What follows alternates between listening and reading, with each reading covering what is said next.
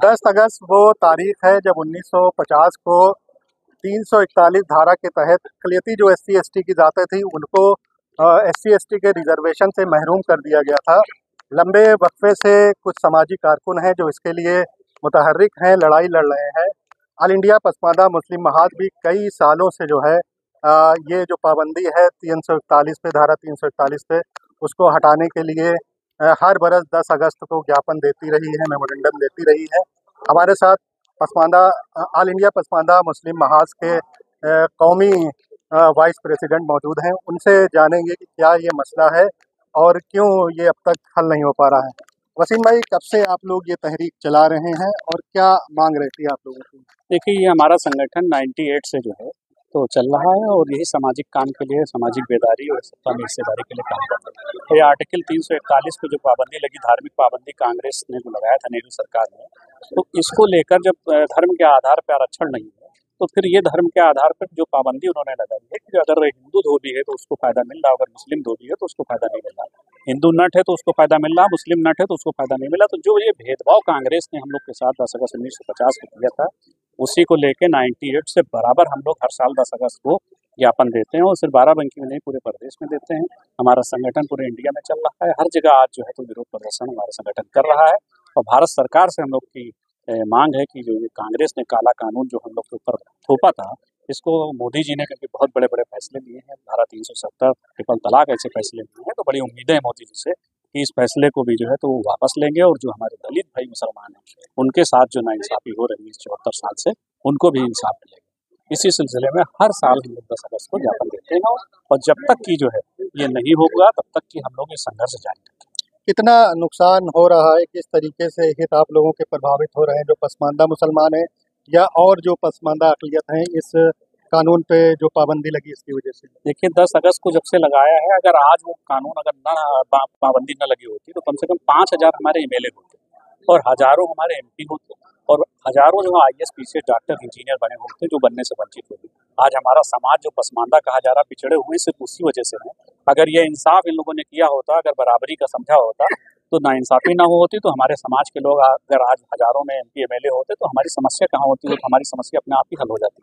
या हमारे घर के बच्चे जो डॉक्टर इंजीनियर आईएएस पीसीएस बने होते, जो वंचित रह गए हैं, तो हमारी समस्याएं अपने आप खत्म हो जाती।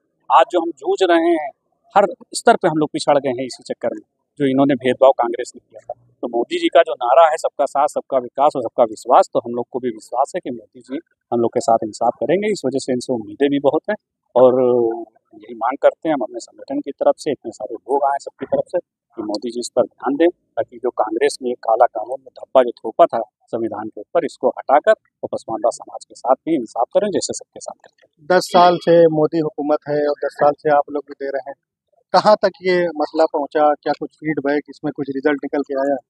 देखिए, 10 साल में तो मोदी जी ने तो पसमानदा समाज को पूरे दुनिया में नाम चला दिया कि पसमानदा भी कोई होते हैं। इससे पहले हमारा संगठन 98 से चल रहा था, लेकिन इस तरह से हम जिस तरह मेन स्ट्रीम मीडिया में आज पसमानदा समाज की बात हो रही है, तो कभी जो है इस तरह से बात नहीं हुई थी। लेकिन मोदी जी के बोलने के बाद ये मेन स्ट्रीम मीडिया में जो पसमानदा समाज आ गया, तब लोग जान पाए कि पसमानदा भी कुछ होते हैं। वरना अभी तक जो हमारे वहाँ का अशराफ तबका है वो यही कहता था सारे मुसलमान एक ही हैं, एक ही सब में महमूद और अयाज खड़े हो गए, ना कोई बंदा है ना कोई बंदा नवाज। ये शायरी बचपन से हम लोग सुनते आ रहे हैं, लेकिन उसका जो मौके का जो हाल है वो बिल्कुल उल्टा है।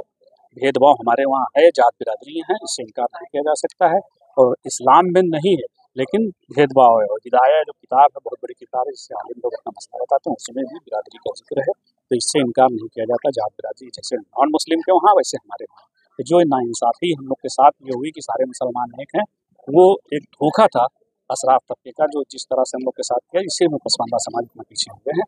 और हम उम्मीद करते हैं कि जो बातें हमारे लोकप्रिय देश के प्रधानमंत्री के पास पहुँची हैं, तो ज़रूर इंसाफ करेंगे। जिस तरीके से मोदी जी बार बार पसमानदा मुसलमानों का नाम ले रहे हैं, उससे एक बड़ा तबका मुसलमानों का ऐसा है, वो ये बताता है कि ये फूट डालने की, मुसलमानों की अंदर फूट डालने की एक कोशिश है।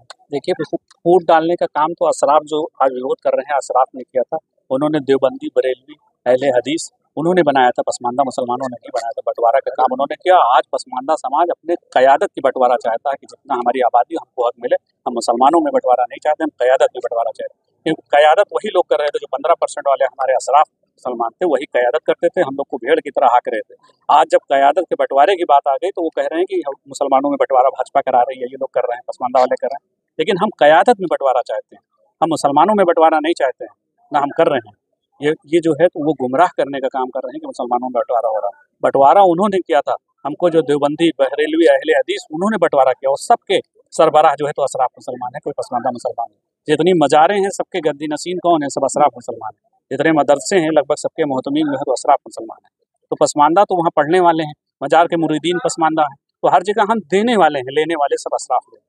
तो ये जो नाइंसाफ़ी वो कर रहे हैं और फिर हम ही लोग के ऊपर मरने की बंटवारे को, तो हम क़यादत में बंटवारा चाहते हैं, मुसलमानों में बंटवारा नहीं चाहते। रिजर्वेशन की बात आप कर रहे हैं, मौजूदा दौर में रिजर्वेशन को लेकर काफ़ी खतरे हैं। अभी SC/ST रिजर्वेशन को लेकर के जो सुप्रीम कोर्ट का फैसला आया है उसमें क्रीमी लेयर की बात कही गई है, तो आप कितना एश्योर हैं या कैसे आप जो इतनी बड़ी लड़ाई है रिजर्वेशन की, कैसे ये हक आप हासिल कर पाएंगे जब रिजर्वेशन के ऊपर पूरी तरीके से खतरा मंडरा रहा है?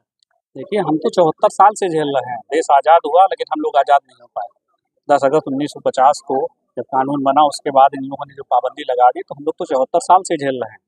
भाजपा तो थी नहीं करने, कांग्रेस ने किया है। वही मुसलमानों के हमदर्द भी बने हुए थे कि हम मुसलमानों के हमदर्द हैं, सेकुलर हैं, और वही लोगों ने हमारे साथ नाइंसाफ़ी की। तो 74 साल से जो हम झेल रहे हैं वो कांग्रेस की वजह से झेल रहे हैं। नाम भाजपा का बदनाम होता है। भाजपा ने तो अपनी इतनी बड़ी पार्टी में 2 पसमानदा मुसलमानों को राष्ट्रीय उपाध्यक्ष भी बना दिया, 2 लोगों को MLC बना दिया है, मंत्री बना दिया, आयोग में जगह दी। लेकिन समाजवादी पार्टी और कांग्रेस ने आज तक कोई जगह नहीं दी। सुप्रीम कोर्ट का जो फैसला है उस पर क्या नजरिया है आपका? जो कोर्ट का फैसला होगा कोर्ट का सम्मान करेंगे, जो भी फैसला हो। नहीं, जो SC/ST पे दिया है, जो भी फैसला कोर्ट का आएगा हम कोर्ट का सम्मान करते हैं, कोर्ट के खिलाफ कोई बात नहीं, कोर्ट का पूरा सम्मान करते हैं। तो ये वसीम राहीम साहब हैं, लंबे वक्फे से पसमानदा मुस्लिम महाज बना करके जो पसमानदा मुसलमान हैं उनकी लड़ाई लड़ रहे हैं, और जो आर्टिकल 341 के तहत मुस्लिम अक़लियती या जो और अक़लियतें उनके जो SC/ST के रिजर्वेशन पर जो पाबंदी लगाई गई है उसके लिए लगातार वो मेमोरेंडम देते रहे हैं। उनका मुतालबा है कि ये पाबंदी हटाई जाए ताकि जितने पसमानदा मुसलमान हैं वो आगे बढ़ सकें। उर्दू इन्फॉर्मर, बाराबंकी।